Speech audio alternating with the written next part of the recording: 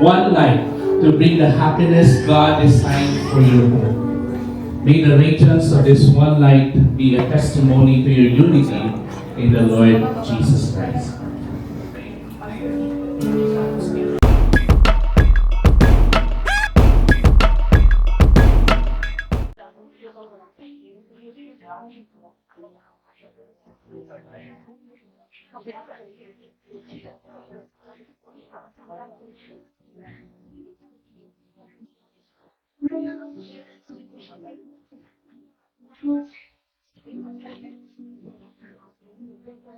This point will close the video. Function. Now, the main symbolizes the station of the light to the sun, and the medium of the slowly as color the green symbolizes that you are now one. Let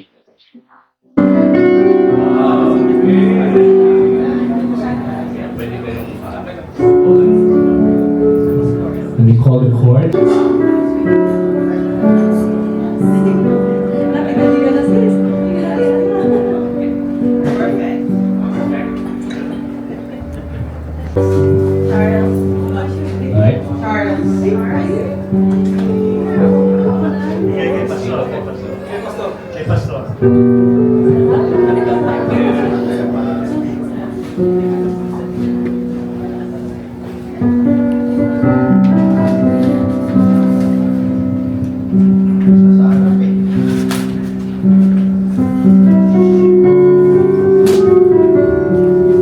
Commitment to one another are to be unending.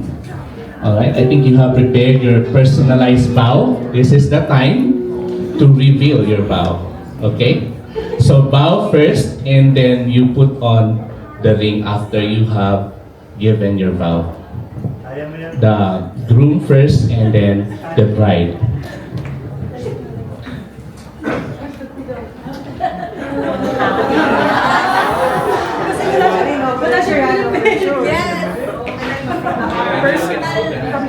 I didn't prepare anything for you because I think it's supposed to be coming from my heart right now. And these past days I tried to feel what vow should I give to you. Pero wala akong makapare. Parang sa akin naman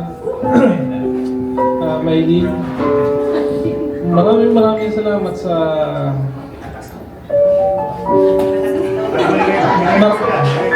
maraming salamat sa lahat ng ating pinagdaanan. Ako tapos Maylin, kaya pangako ko sa'yo na though our relationship is not perfect, but I will love you. We will hang on together till the end of our lives.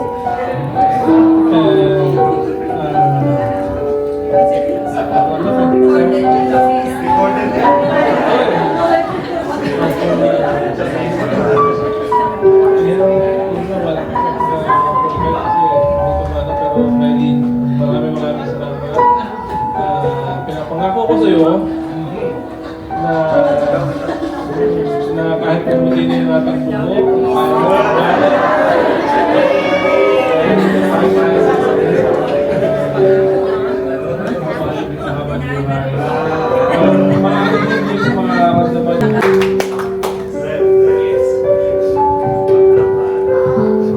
A round of applause, please.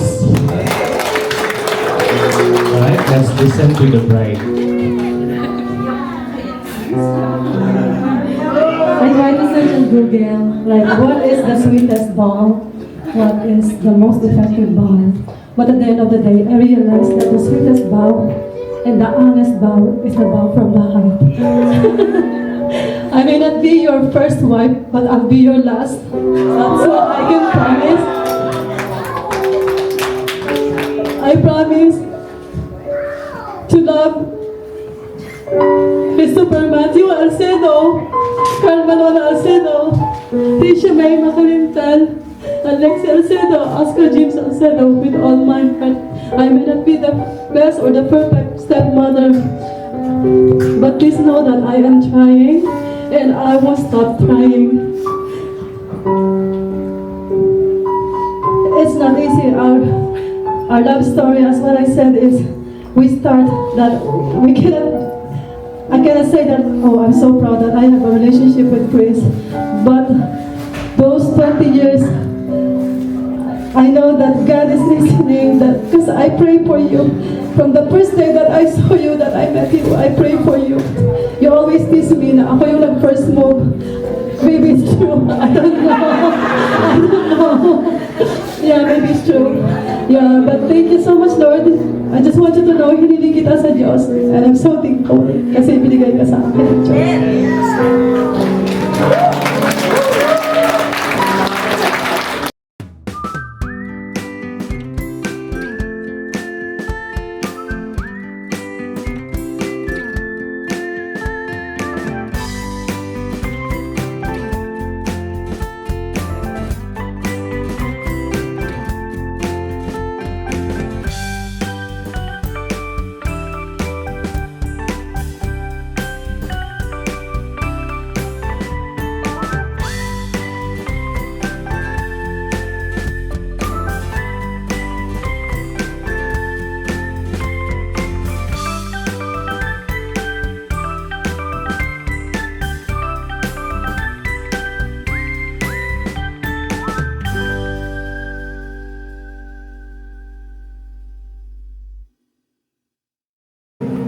Kaya kaway ka kaya.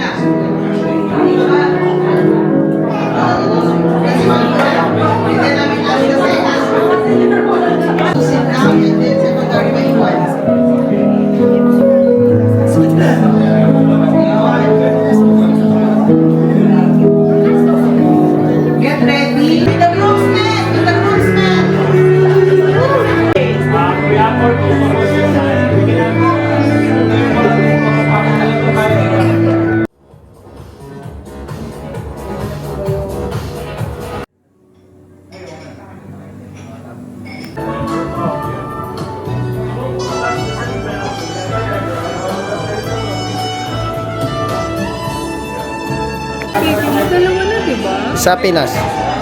Pero dito ano? Ayun si Troy niya. Di ba kami baby mo? Ilang months na yan? 9 pa lang yun natin. Mukha nga isang taon daw eh. Magte-10 pa lang sa ano. Sa Wednesday.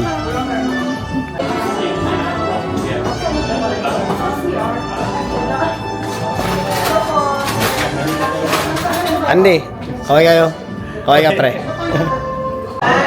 Olivia, hanapin niyo muna yung mga lugar niyo. Look for it. There's taller guests if you don't know your demons yet. So we have our ushers out there. They're wearing green and they're wearing suits. Alexi, say hi. Andiyan po si Jenny, si Mr. Jeff Lapus and Maylene Lapus, ang mga ushers natin. Annalie as well as isa sa mga usher, Melba, Muluan, and Don Rice. So, ito po.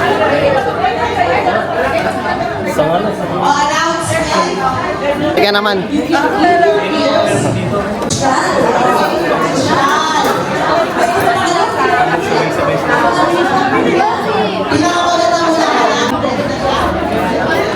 Okay, 10 minutes.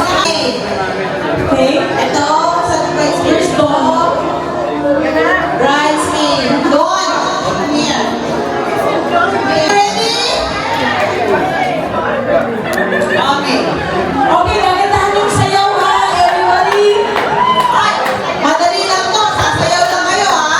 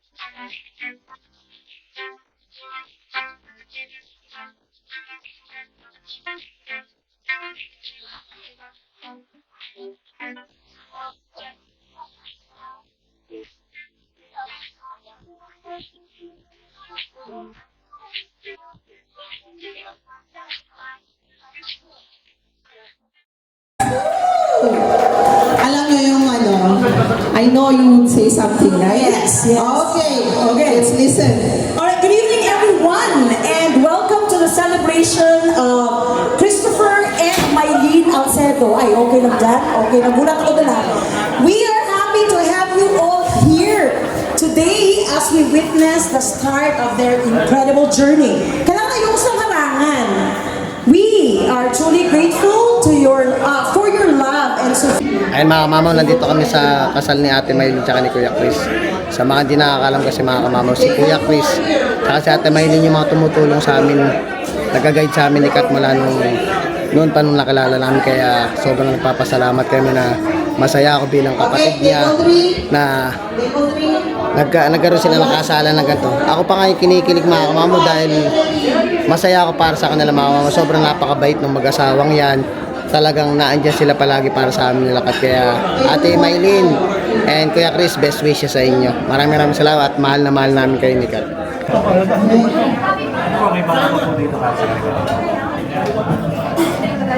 May artista pala dito. Yun. Kamamaw, please support. Yun. Thank you kaya. Si Kuya Ramil. Wala, kainan na. Jindi.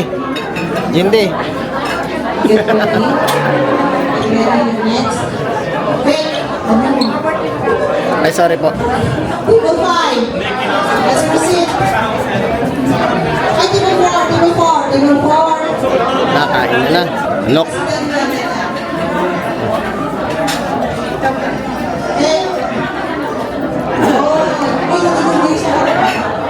Sabi ko nga kay Kat binubulong ko nga sa misis ko, sabi ko kang mag-alala, pag tayo ay naka okay na.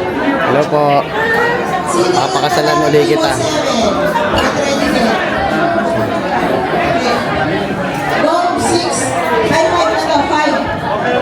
Sumakto pa yung team nila, yung suit nung groom, kakulay ng damit ko. Kaya di ko ina-expect. Ito yung mga kapatid pala natin, Maylin. Si Ate Jean, tsaka si Tita. Ayan ang mami ni Ate Maylin. Ayan. Samantalain ko lang lapit ako kay Ate Maylin. Kasi nagbibideo na sila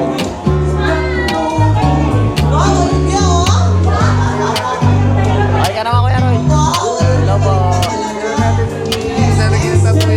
Dadagdagan mo ba? Kabila. Kamamaw.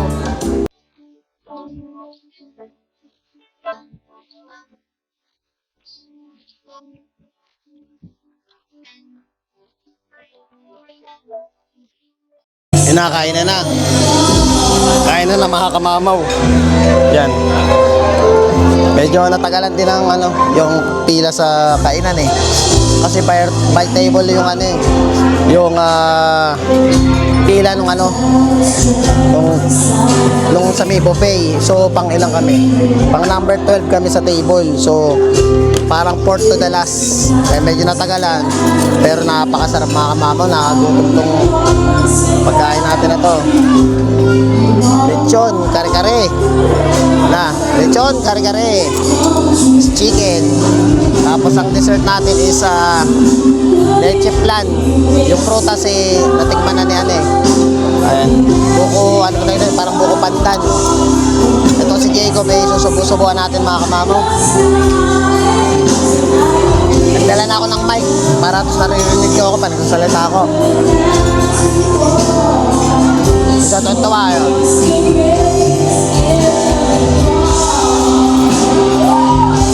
Tawa. Pala nawala si ate, nandun kumakanta. Isa pa, oo. Mga regular guest ngayon saan sila ate? Sa page.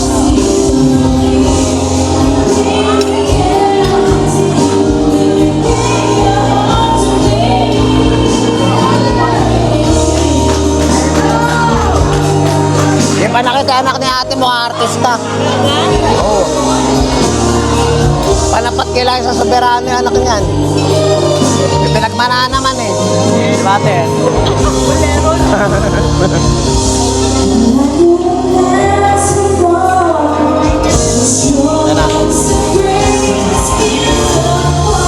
Nakantaan doon ate. Nandun din si Francis kanina doon sa may kabilang table. Si Francis yung kasama natin sa sa TGI Friday sa Pilipinas. Ngayon yung mga panahon na na totoy pa si Kamamaw. Mag 18 years old pa lang ako. Kilala ko na si Francis. Di ba small world, parang ano. Wow. Hindi rin mo makikita rin kami dito sa ano, sa Canada, tapos pares pa kami ng lugar. Kaya shoutout sa mga TJ Fridays, Glorieta. Yun ang ano ko yun.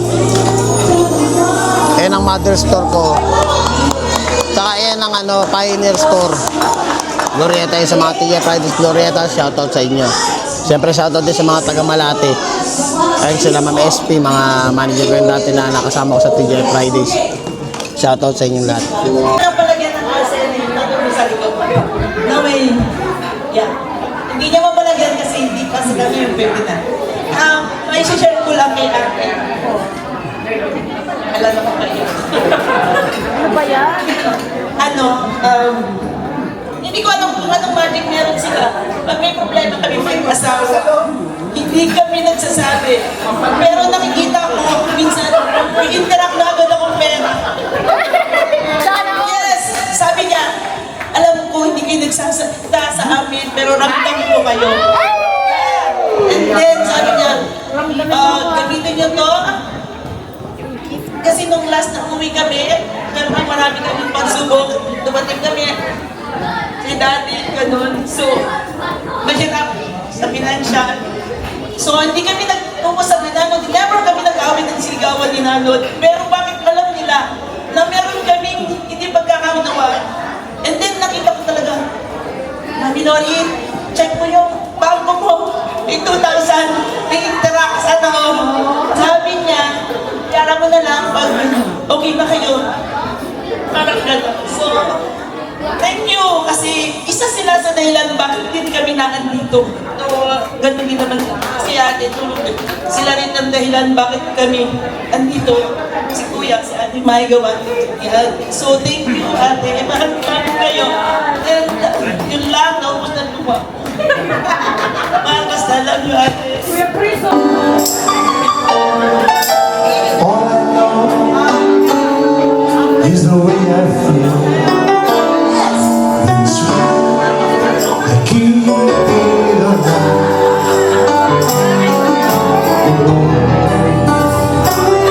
He's the heart that I'm pounding in a way.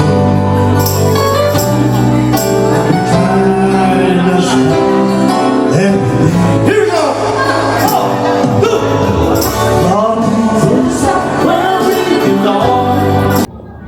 Mga mama, dito na tayo sa labas kanina. Ngayon, narinig nyo naman yung nagsalita kanina yung hipag ni Ate Maylin. So nakita nyo naman kung gaano kabuting tao si Ate Maylin.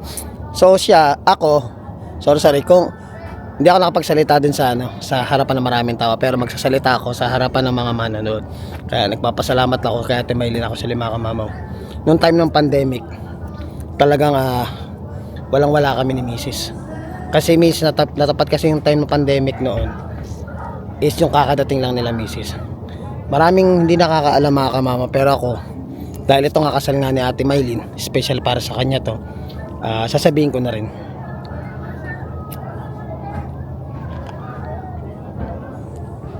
Noong time na walang-wala kami ni Mrs., si Ate Maylin ang unang taong nag-alok sa amin ng tulong. Mga kamama, sabi nga nung kanina nung hipag niya, halos mga yak-yak na, hindi mo na kailangang magsalita sa taong iyan. Talagang nakasama ko na yun sa Saskatoon Inn, nakasama ko yun sa Berry Barn. Talagang si Ate Maylin pag nararamdaman niyang kailangan mo siya, lalapit sa iyo yan. Sobrang hindi naman siya nag-ano kumakamama usually kasi kadalasan di ba ng mga tao dito. Siyempre lahat sila may mga responsibilidad sa buhay. Lahat sila may mga sinusuportahan, may mga pinapadalan.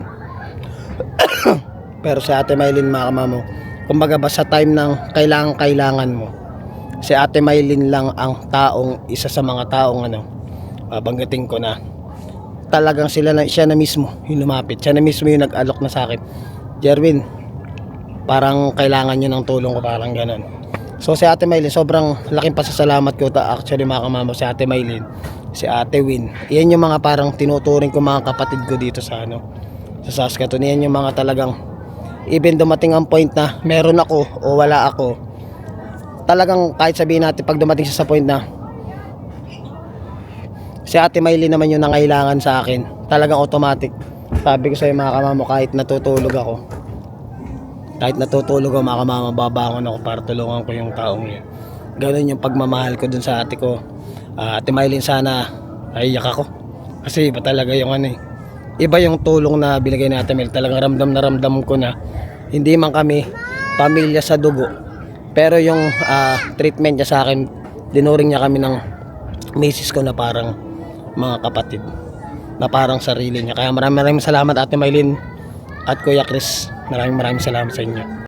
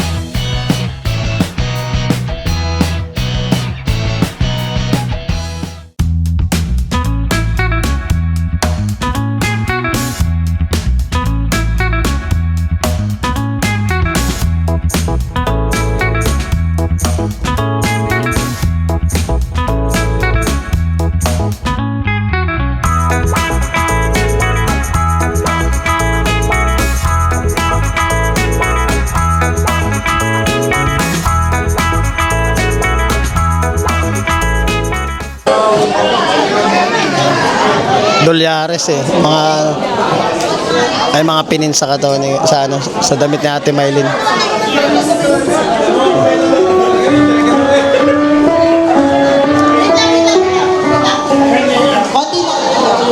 Ito yung mga taga Berry Bar natin eh. Siyempre hindi mawawala yung ID natin, taga TGI Fridays yan. Kaya maraming taga TGI Fridays na nandito na nakarating dito sa sa Saskatoon. Ito pa isa si Francis. Ayan. Yung kulot-kulot na buhok. Taga TGI Fridays din yan. Ayan yung mga nakasama ko nung talagang batang-bata pa ako. Ay, ang dami namin si Andy. Nandiyan din si Andy. So, ilan ba kami taga Fridays? Yan. Bali, kami, 4 kami taga Fridays dito. Nandito sa Saskatoon, nandito ngayon sa party. So, tingnan natin, may kumakanta. Silipin natin kung ano gagawin.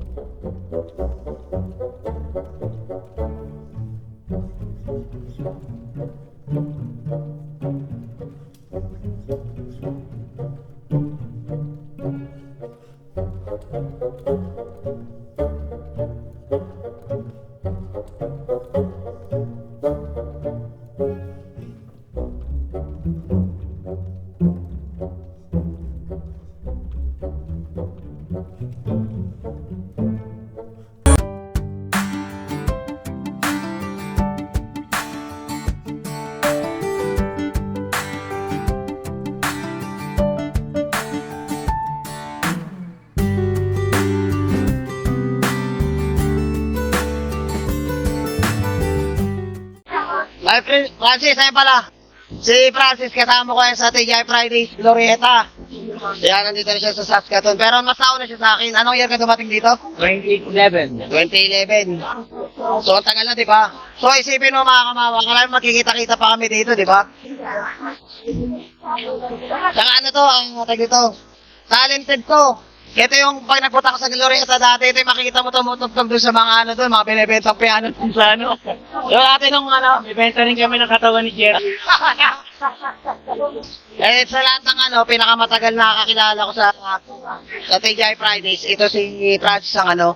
Talagang bakit pa lang si Kamamaw eh. Ilan taon pala tayo nun?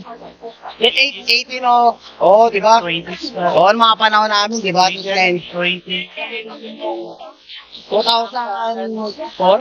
oo, gano'n, no? Tagal na, di ba? Oo, akalain mo pa naman magkikita-kita pa kami dito. Wala pang buhok sa kilikilo. Shoutout mo na yung mga taga-TGI Fridays Glorieta natin Hoy, dyan. magparamdam kayo mga TGIF. Oo, na magka-reunion naman daw. Paramdam kayo. Okay. Mga may intervene tayo dito. Kaya lang. Ayos ka lang yung camera mga kamano. May intervene tayo dito. So ay nakita mo na yung kasal ni Ate Maylin, di ba? So ano ba? Ano ba naisip mo sa future? Gusto mo bang pakasalan uli kita? Kinikilig. Di ba yung sabi ko, di ba? Sabi ko sa kanya, mas masarap pa yung parang kakasal ka ng pangalawang beses kaysa doon sa una. Iba yung pakaramdam. Kasi ako ramdam na ramdam ko yung ano kanina nung kakasal. Lalo yung sa mga idara nila Ate Maylin na ganun. Sabi ko sa kanya, basta magpakabait ka lang, papakasalan ulit kita. Nakakamamangkit ng bata, oh. Gusto ko sana si Jacob ganyan din eh. Wow, nice.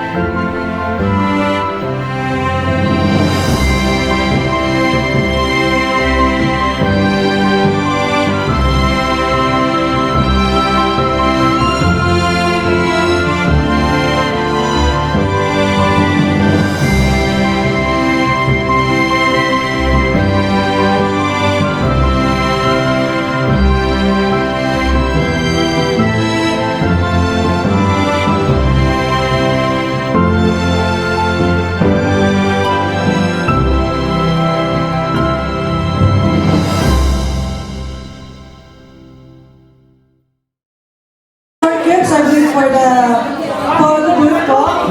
Especially DJ Comics, thank you for the great sound and pagpapatuloy yan mamaya, okay? Tito Presses for the piano. Tito Joel, you were so good. Tito Lolo? Tito Nino? Something like that. And also, of course, Ritual Studios, thank you guys for entertaining us so quickly. We didn't really have much time to prepare, but thank you for accommodating.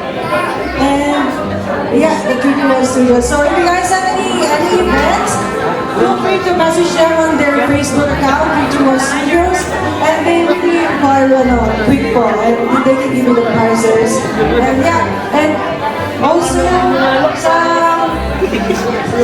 ina Tita Lori, Tita Pong, salamat din po sa pag-set up ng venue.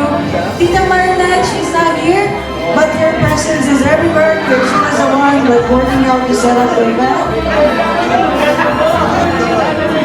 Yeah, and Tito Andy and Tita Joyce. Tita Tikya, for the host. And lahat po ng usherets, but all the girls that actually came here, take their time to come here. doon ang madami. Kuya Jeff, sa akin ko bartender, pero mas masip pa ako sa mag-iinom. And also, Tita Ana and Tita Robert po, they were like the first people I mentioned. First people, and yeah, I did po. I mentioned all the music people, and who else? Wala, tayo na po matulog. Hindi, tayo muna magsasayaw at pag tayo sa pagsasayaw tayo matutulog ng maigi. But before that, we still also have to bring the place po mamaya. So, if people can stay and help us clean that kasi gusto natin clean downstairs and stuff. If you guys gonna stay, that's alright, that's fine. Nakaya nga namin kagabi eh. So, okay lang yan. Yeah, thank you everyone. Sa party at maya-maya ay kami ay uuwi na, kaya nagpapasalamat kami sa pamilya ni Kuya Chris at ni Ate Maylin sa pag-imbita sa amin. So mga ma'am, sana na-enjoy niyo itong kasalan namin na ano lang pala kami tag dito, imbitado lang pala. Hayaan nyo, after 10 years papakasalan natin to. So please don't forget to like, share, subscribe and hit the notification bell for more updates of my video. See you mga kamamaw.